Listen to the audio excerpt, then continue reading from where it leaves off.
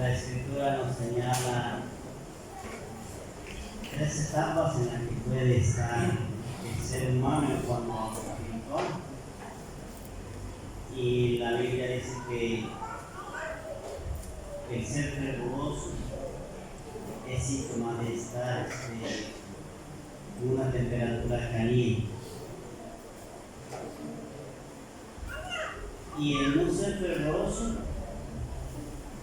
es estar en una temperatura fría. Y hay otra temperatura también de fervor o de adoración, que es el tibio. ¿Qué más les gusta a ustedes? ¿Caliente, frío o tibio? Frío. En cuanto a líquidos, claro está, ¿cómo les gusta? Ambas cosas, ¿verdad? Porque si está la temperatura caliente, queremos frío. Y si está fría la temperatura, queremos algo caliente, para que conforte nuestro ser. Pues imaginemos así nuestra etapa. ¿Qué vamos a llevar al Señor?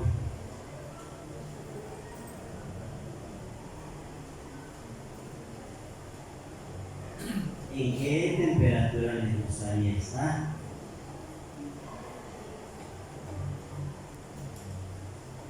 Muchas veces yo he escuchado decir a algunos hermanos, no, pues si hubiéramos vivido en tiempos de Moisés, hubiera sido quizás más fervoroso por las maravillas que vivieron.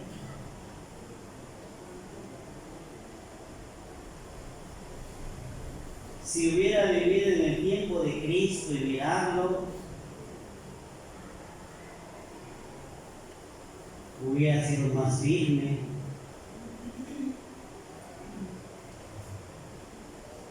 Y así entonces el ser humano empieza, hermanos, como les dijera, a recordar o a divagar.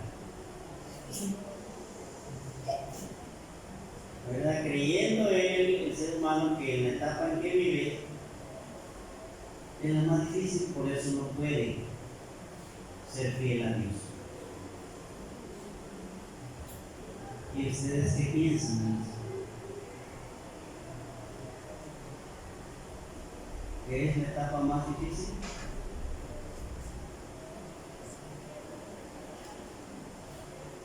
O también se puede ser fiel a Dios, como la palabra de Dios lo indica. Sí podemos distinguirnos como adoradores de Dios. En el principio, cuando Dios hizo la primera pareja, ¿creen ustedes que era una etapa difícil? ¿O una etapa sencilla? Fácil.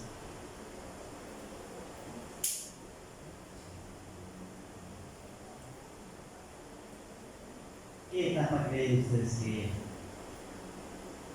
Sabemos que era el principio de las cosas.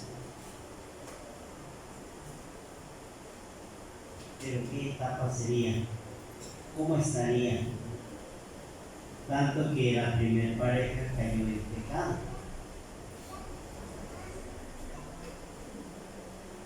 Dice el libro del Génesis, capítulo 3. Vamos a leer del versículo 8 hasta el versículo 10. Dice la palabra de Dios: y oyeron la voz de Jehová Dios, que se paseaba por el huerto al aire del día, y escondióse el hombre y su mujer de la presencia de Jehová Dios entre los árboles del huerto. Y llamó Jehová Dios al hombre y le dijo: ¿Dónde estás tú? Y él respondió: Oí tu voz en el huerto y tuve miedo porque estaba desnudo y escondido.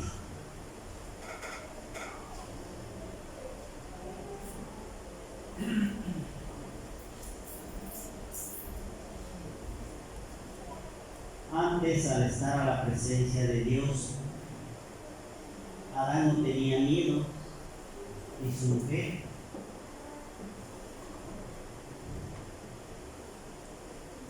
Y la Escritura señala que al escuchar la voz que los llamaba, no acudieron al llamado, acudieron a esconderse.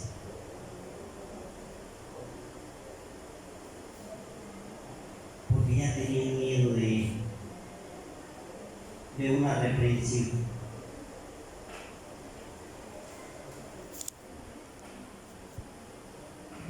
La razón nosotros la conocemos, pero la interrogante es para nosotros: ¿dónde estás tú?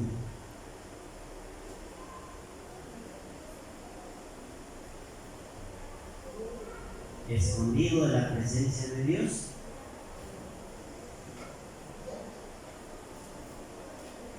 ¿Entre los árboles? ¿O delante de la presencia de Dios?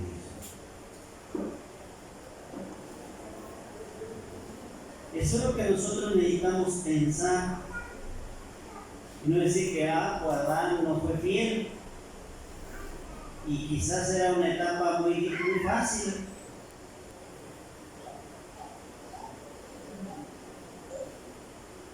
Pues no podemos nosotros decir que era fácil, a lo mejor, porque también estaba Satanás y los hizo caer en pecado, alejarse de Dios.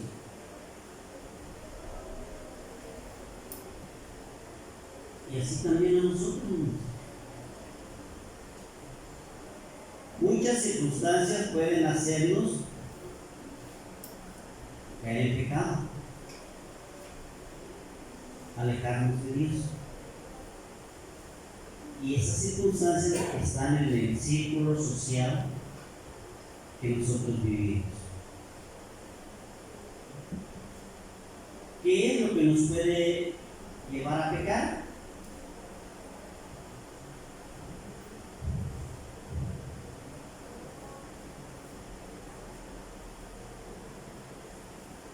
Esa es una pregunta que nosotros tenemos que hacernos y también darle respuesta.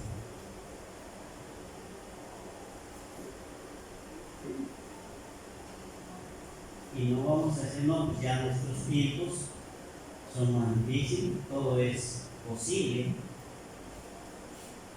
que así sea. Pero la ciencia del hombre o los conocimientos del hombre han estado desde el principio.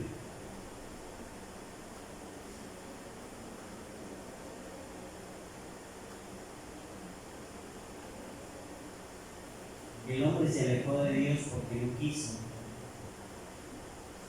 estar sujeto a la voluntad de Él, y creyó que haciendo su voluntad iba a estar mejor. Y la consecuencia fue de esta primera pareja que, pensando así, se acarrearon la muerte. Los alcanzó. Y esa muerte ya fue para toda la descendencia humana.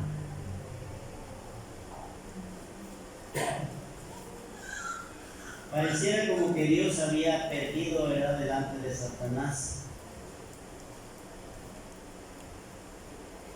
que había ganado el enemigo en aquello que era imagen de Dios.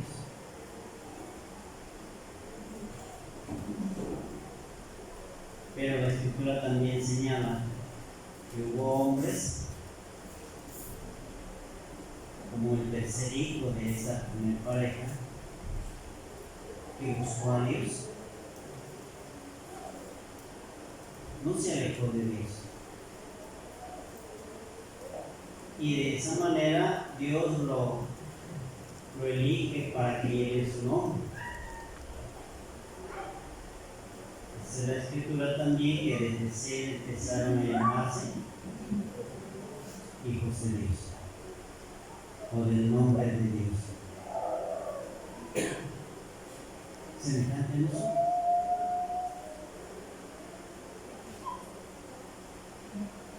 Pero estando en eso, hermanos, ¿qué etapa nos gustaría vivir?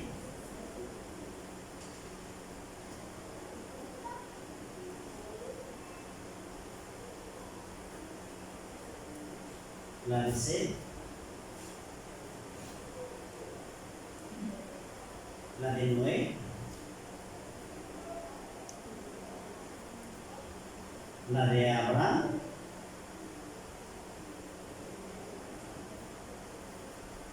la de Isaac, que es la línea que Dios señala como patriarcas redimidos. Jacob, hasta sus 12 hijos.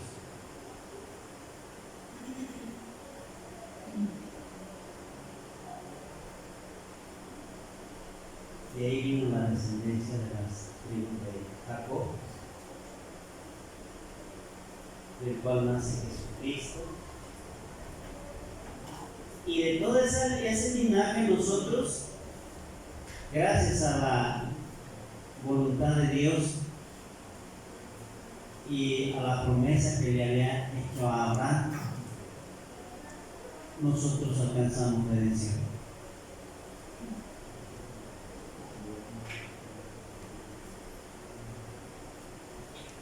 Pero necesitamos mirar cómo estamos nosotros trabajando para ganarnos la gracia de Dios, para que las promesas que le hicieron a aquel varón de Ur de los Caldeos no nada más se cumplan en los israelitas, sino también nosotros que somos descendencia por medio de la fe.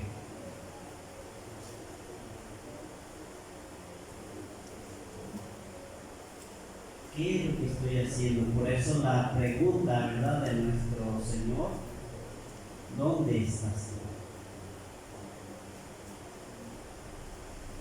Dice el libro de Eclesiastés, capítulo 1,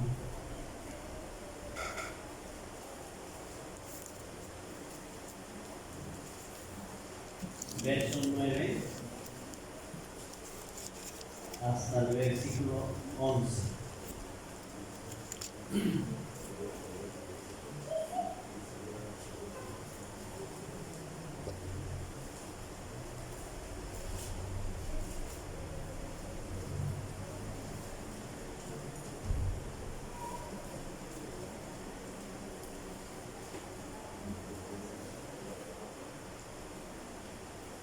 ¿Qué es lo que fue? Lo mismo que será. ¿Qué es lo que ha sido hecho? Lo mismo que se hará. Y nada hay nuevo debajo del sol.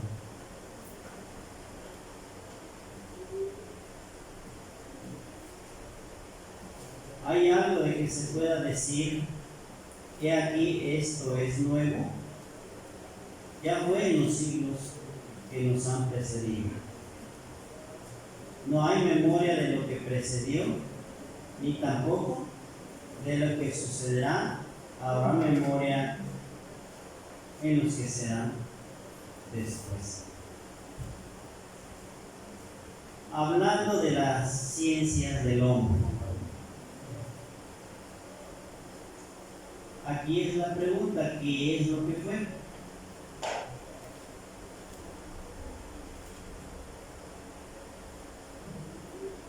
¿Cómo fue la ciencia del hombre?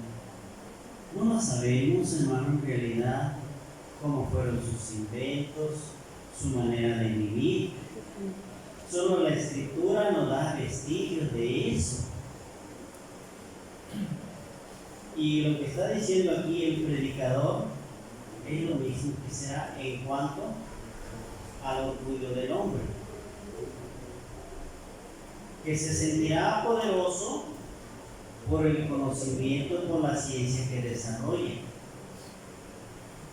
pero eso no le servirá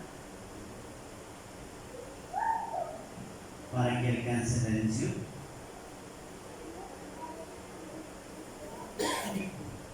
Nosotros podemos decir que algunas etapas fueron mejores quizás que la nuestra, por lo mismo de que no sabemos, dice la Escritura, no hay memoria de ello. ¿Cómo fue?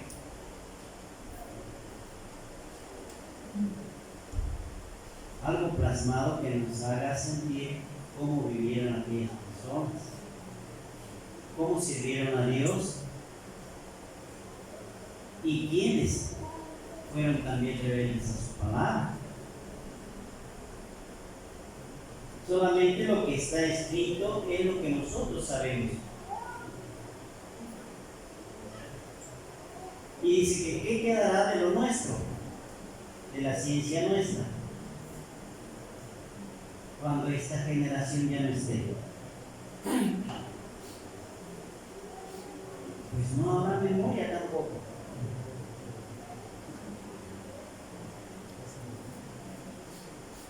Me ponía a pensar, ¿qué será de esta tecnología? ¿Se ocupará en el reino de Cristo?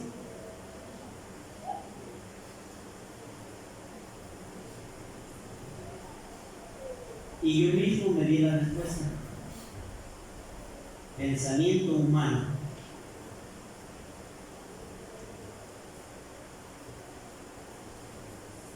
Era que esta ciencia humana a Dios no le sirve. Dice que la Escritura que Él ha preparado algo que aún no ha subido a pensamiento alguno. Y ni subirá. Lo que Dios ha preparado, pero para aquellos que le sirvan. Esa es la promesa para aquellos que ganen vida eterna.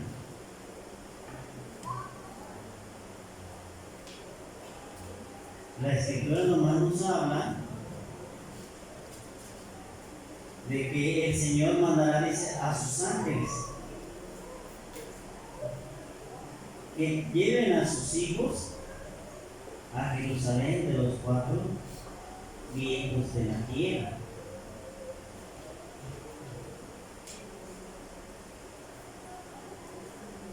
El Espíritu de Dios, por el poder de Dios, ha necesitado transporte, ¿no?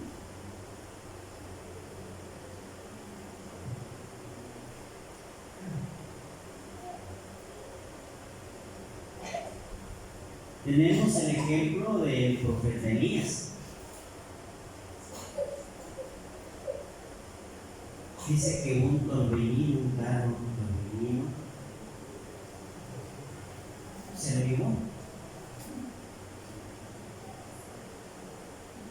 En el aire, pero no al cielo. Lo traspuso a tal grado que nunca lo pudieron encontrar. Pero que él después da muestra de que está vivo al mandar unas letras al rey que estaba haciendo todo lo contrario a lo que Dios decía.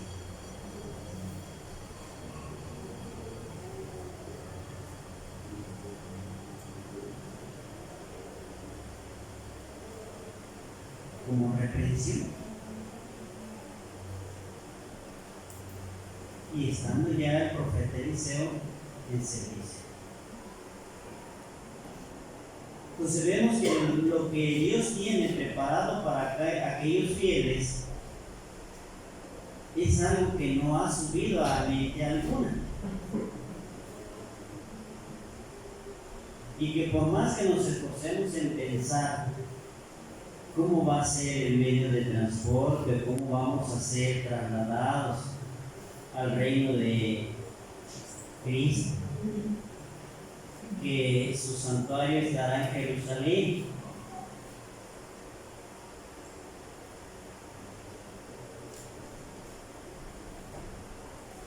Solamente Dios sabe, y únicamente dice que mandará a sus ángeles.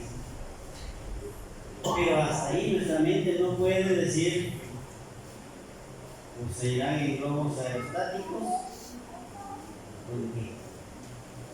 Para llevar a sus escogidos allá donde estará Cristo. Entonces, eso. Pero volviendo a lo nuestro, ¿qué es lo que nos puede motivar?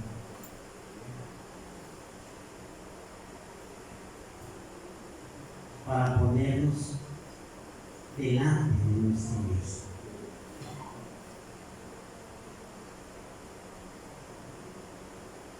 Porque el Señor dice que lo que es frío no lo apetece. Aún soporta más lo frío.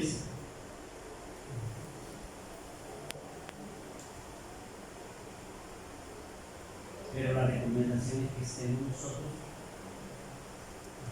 enfermitos para Él.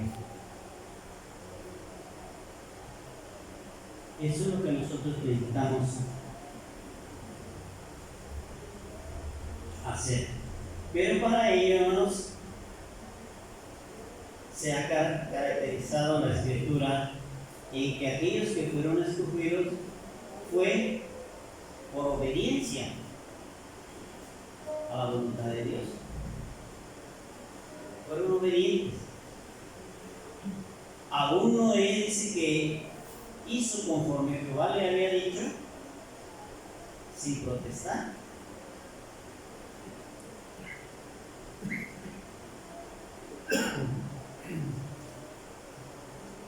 Si el Señor nos encomendara algo grande, vamos a decir, ya no para salvar a la humanidad, porque ya lo hizo Cristo, algo para su obra en este lugar, para que se reconociera nuestra organización religiosa.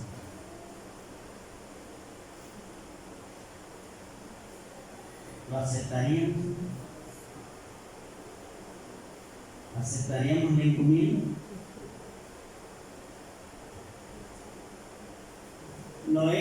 A Noé se le dijo: hazte un arca de esta madera, punta de brea. Pero él nos dijo: dame la madera, dame los clavos. ¿Dónde voy a conseguir la brea? Utilizó sus medios para hacer eso. ¿Por qué? Porque entendió que su tiempo, su final, estaba cerca.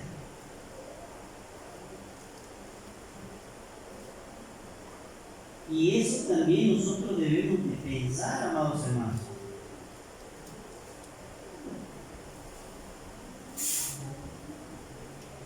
Unos son jóvenes, adolescentes, niños, adultos y ancianos. Y muchas veces decimos que del anciano es que ya tiene su final cerca. ¿Qué es del niño y del joven?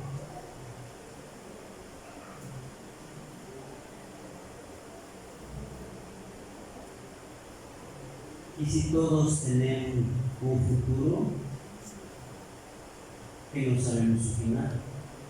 qué tan cerca o qué tan lejos esté, pero estamos expuestos.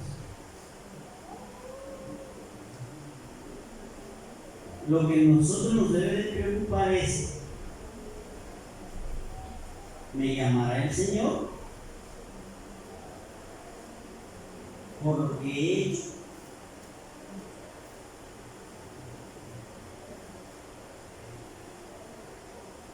¿Me buscará?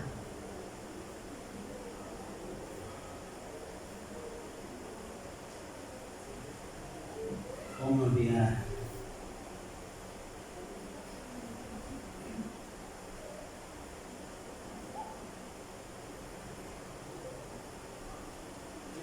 Capítulo 2,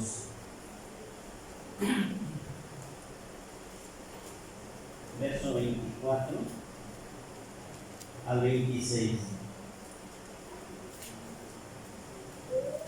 Dice así: porque ¿qué tiene el hombre de todo su trabajo y fatiga de su corazón, con que debajo del sol él se afanará? Porque todos sus días no son sino dolores, y sus trabajos molestias. Aún de noche su corazón no reposa. Esto también es vanidad.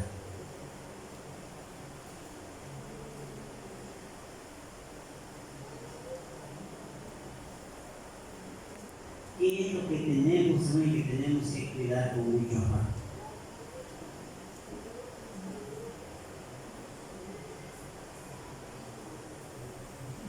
Es lo que tenemos que pensar, qué es lo que tengo que cuido con mucho afán. Si aún dice el trabajo es molesto.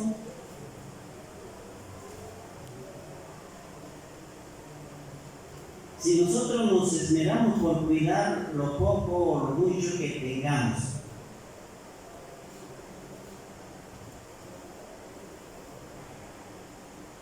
¿cuál es el servicio que voy a tener?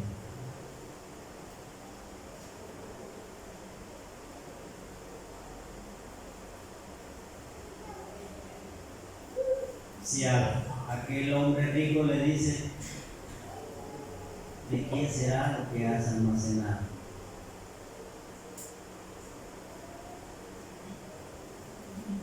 Así también nosotros, ¿no? Que no tengamos amor especial a lo material, sino el amor especial debe ser para Dios.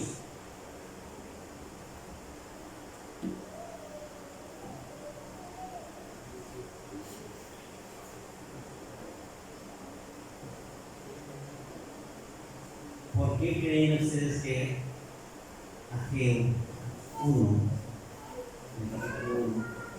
le llamó la atención al pueblo de Israel?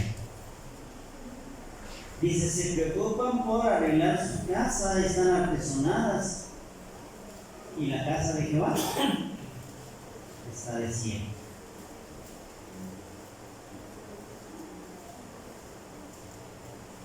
Y él les llama la atención diciendo que Dios debe ser primero.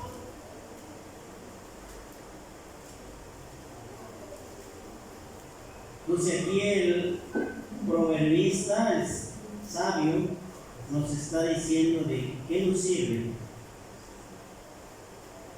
lo poco o lo mucho que tengamos y lo cuidemos con esmero. Quiere decir que no lo vamos a usar, no va a ser eterno, porque es vanidad, es pasajero. Y nos olvidamos de aquel que nos puede dar aún hasta la misma vida, alargarla.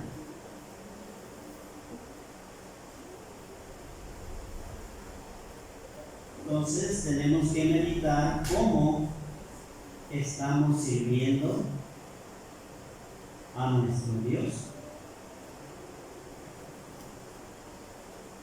¿En qué vamos a poner escala de 3? Estoy.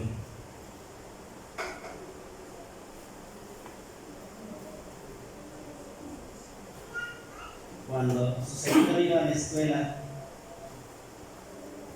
a mí no me gustaba ponerme hasta atrás ni hasta adelante.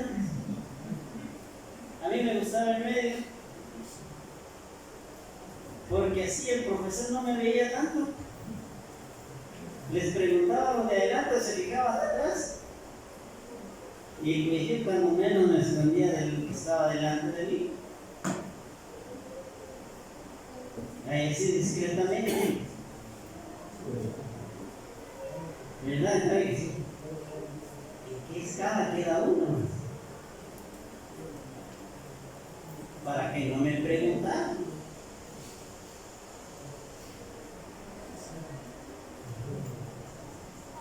Y así también cada uno de nosotros puede ser delante de Dios, ¿no? Que no quiere estar delante ni hasta atrás, en medio. Porque ahí nos escondemos. Entonces, eso es lo que nos debe de preocupar, amados hermanos. De que siempre meditamos. Ciertamente los delanteros son los que la Escritura señala como los que se presentarán ante Dios. Y los que amará, dice, benditos de mi Padre, entren al reino. Pero si estoy en medio, no va a decir que no me conoce. Y me va a preguntar dónde estabas. Pues escondido. Es lo que nosotros necesitamos ver. ¿Cómo estamos sirviendo a nuestro Dios? ¿En qué escala estamos? Filipenses, capítulo 4.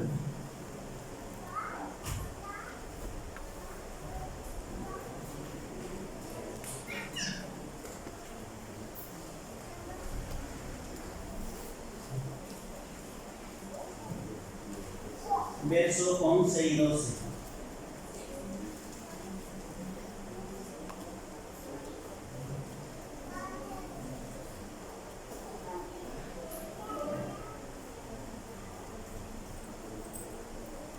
Dice la palabra del Señor.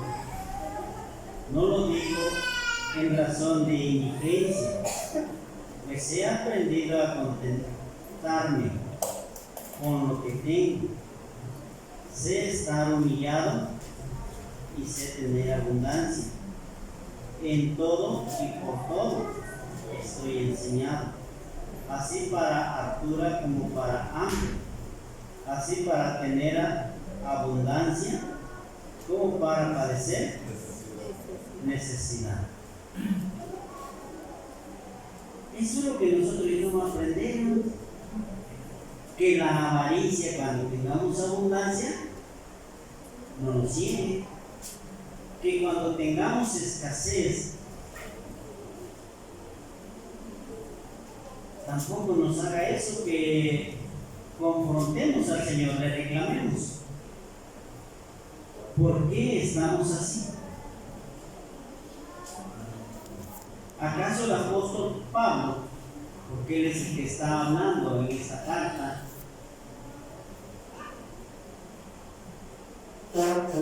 tenía pecado delante del Señor, por eso lo dejó a que tuviera pobreza?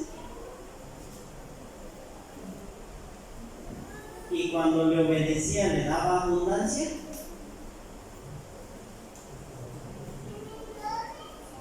Él no lo entendió así. Dice, para todo estoy preparado. Sé vivir en pobreza y en abundancia.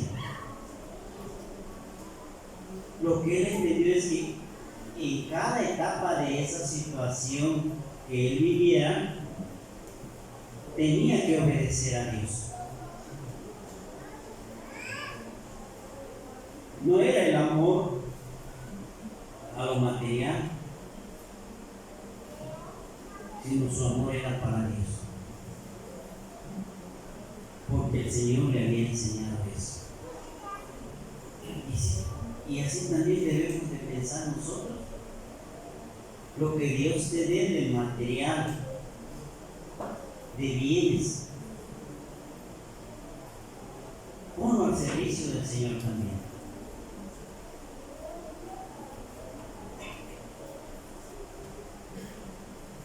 Dice la Escritura que el Señor no se queda con nuestro trabajo,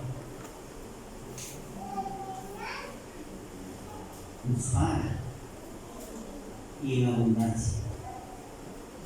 Pues es lo que tenemos que experimentar, ver si verdaderamente es cierto. Tenemos el ejemplo de la viuda, aquella mujer que dio limosna y dio todo ese lo que tenía. ¿Lo olvidó Dios? ¿Cómo hizo para comer?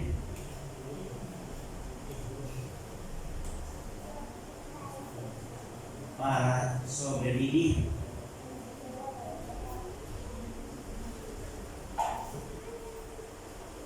Pues es lo que nosotros a veces nos falta experimentar para sentir la potencia de Dios, y eso también lo experimentó el apóstol Pablo. Dice: 3 veces he rogado al Señor que me quite este aguijón, y me ha dicho: bástate mi gracia, porque mi poder en la flaqueza se perfecciona. ¿Y sí? ¿Cuál era la flaqueza? El dolor que él sentía, la enfermedad que tenía, y allí sentía el poder de Dios para salir adelante. Y también nosotros no debemos de experimentar el poder de Dios, pero no lo vamos a experimentar teniendo abundancia, eso es claro está.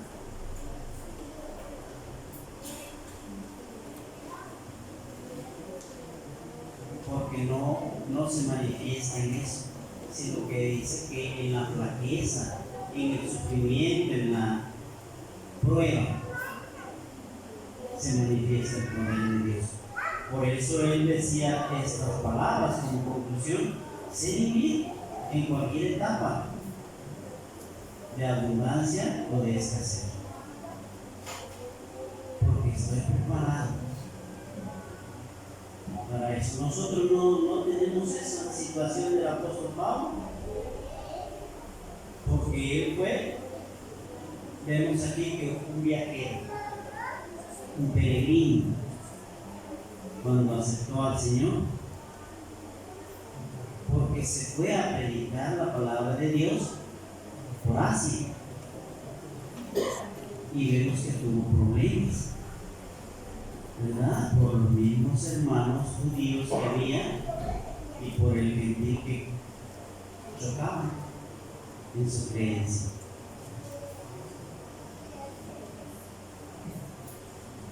Pues es lo que nosotros necesitamos analizar también,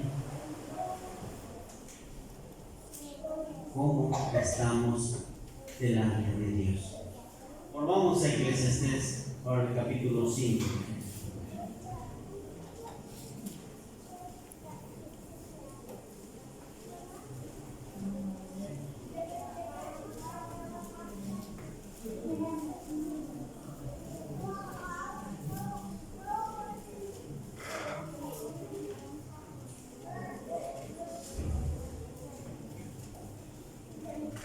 Del versículo 1 hasta el versículo 7. Es una lectura grande.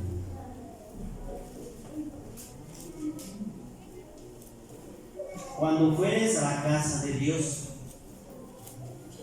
guarda tu pie y acércate más para oír que para dar el sacrificio de los necios, porque no saben qué hacen mal. No te des prisa con tu boca, ni tu corazón se apresure a proferir palabra delante de Dios, porque Dios está en el cielo y tú sobre la tierra. Por tanto, sean pocas tus palabras. Analizando estos dos textos ahorita, cuando fueres a la casa de Dios,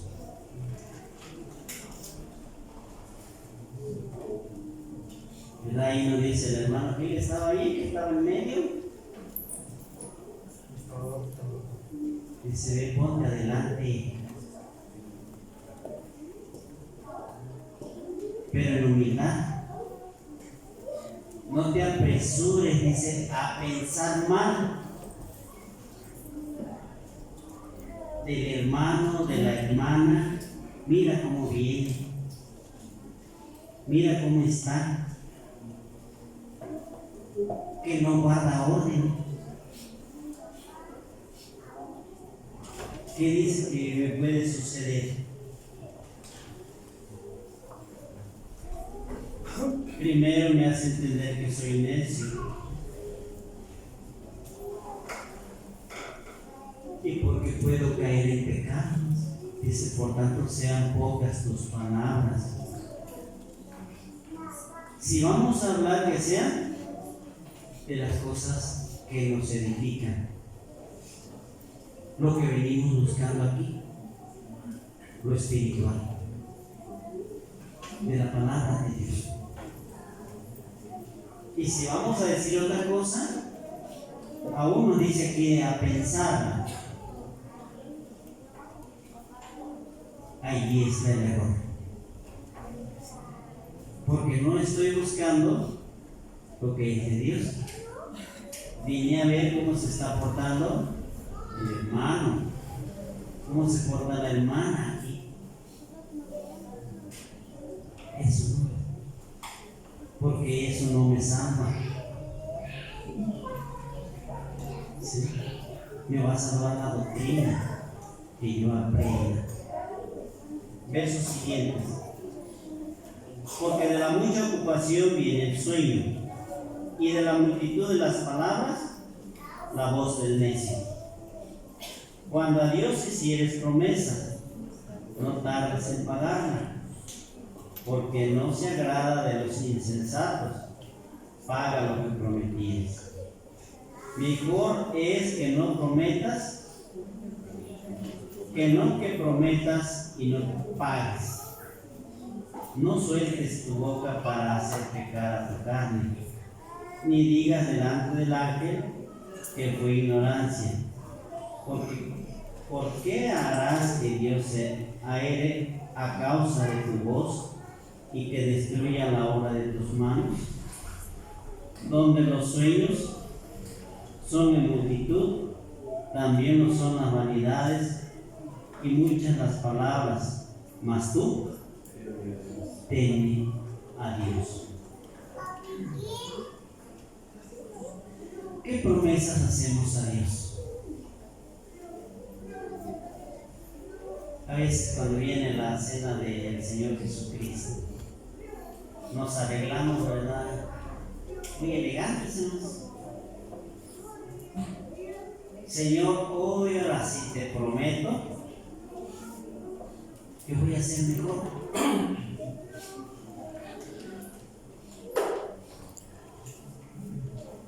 Que voy a alejarme de esta mala actitud que tengo.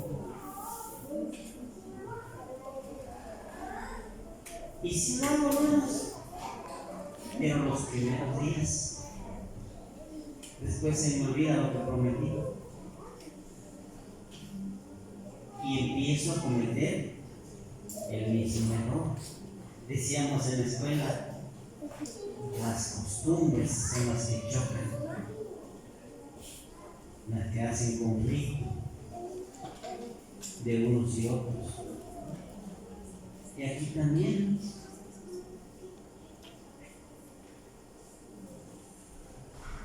si todos fuéramos hijos de un patriarca, ¿cómo estaríamos educados? De una misma educación. Pero no. Apenas es lo que estamos procurando, de tener un patriarca que es nuestro Dios, y nos hacemos llamar iglesia de Dios. Pero a veces nuestra educación choca con la educación de Dios que nos está dando. Y ahí viene el error de nosotros, porque ya no obedecemos. Queremos nosotros adaptar la palabra de Dios a la nuestra y caemos en ese error de ser tibios o frío, hasta frío podemos llegar a esas etapas.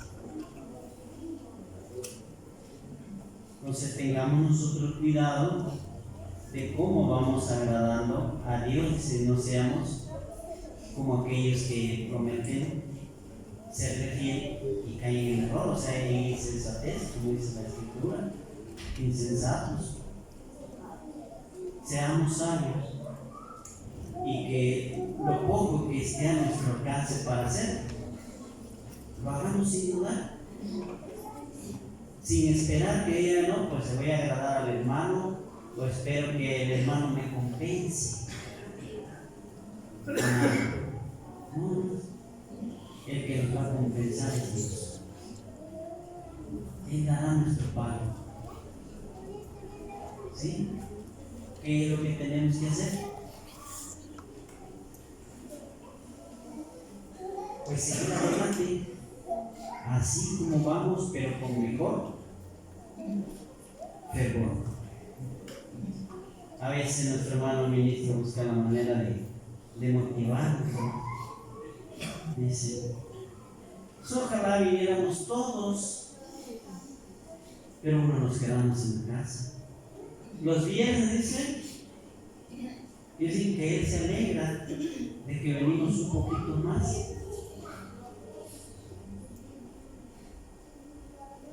Si en el cielo dice hay gozo cuando uno se arrepiente de muchos. Pues si todos estuviéramos aquí los días que están señalados para servicio,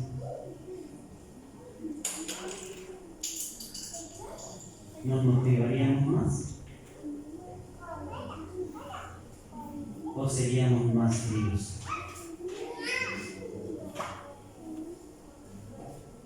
Pues eso es lo que nosotros decimos. ¿Qué estoy aportando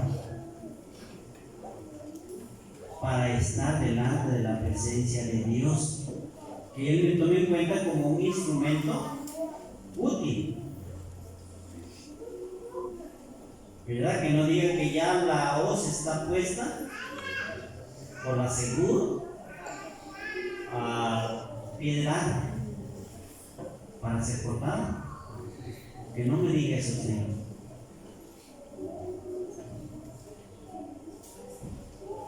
Sino que me haga rendir fruto.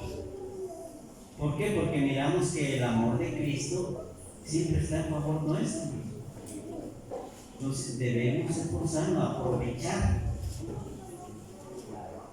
ese amor que Cristo nos tiene y nosotros por adquirir lo que Dios está dando. Eso es lo que nosotros necesitamos hacer.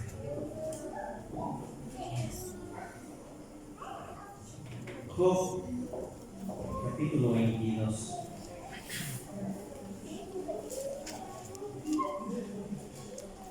Con esto vamos a terminar.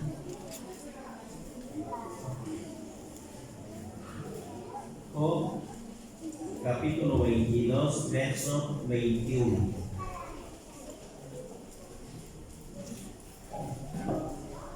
¿Estamos ahí? Amístate ahora con él y tendrás paz, y por ello te vendrá bien. Tengamos más relación con Dios. Ese es el consejo.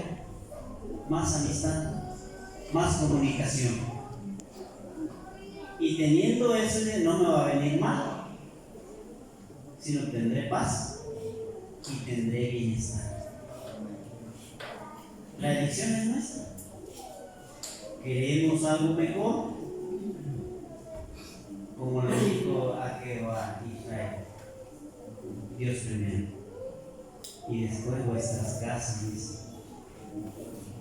Y quizás nosotros estemos también así como Israel, primero nuestra casa y después lo de Dios. Que no sea así. Primero Dios y después la añadidura que el Señor está diciendo en su palabra. Dios los bendiga.